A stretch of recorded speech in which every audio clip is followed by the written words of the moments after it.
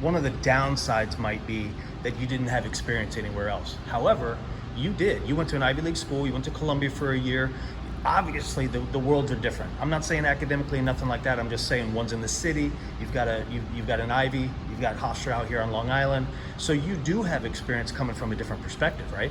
Yeah, so it was only about 10 months, but it was a full season where, I got to experience a whole nother culture, a whole nother team, and be able to coach under a mentor of mine, Zach Tonelli, who coached me here at Hofstra. So, when I had the opportunity to go and get some other experience, it was real important to me. And, the biggest thing was not only was I learning from him and from Columbia, but he had other coaches too that also wrestled at Minnesota and Ryder. So they had experience and they've coached at other programs. So we had a lot of experience coming into that room from all different schools, right? So I was able to pick in, everyone's brain a little bit on some ideas, things that I love, things that I was like, I don't know if I ever would have thought about that, but now that's in the back of my mind to implement that into my program. If it's either what to do with the kids in wrestling, or hey, how do we do a better job at lifting, or how do we do a better job with academics or networking or everything. So being able to take a little piece of everything from everyone was really nice, and just being able to learn from 40 different guys which was nice too. I think which was one of my biggest perks was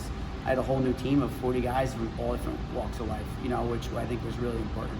We get a good job here at Hofstra as well of getting guys from all around the country, but when you're in the Ivy League, you got kids from the West Coast all the way down to Florida, all the way to Midwest. You have kids from every single state trying to get to New York City and get to Columbia, which was probably a really big lesson for me to learn from all those kids and how they were brought up.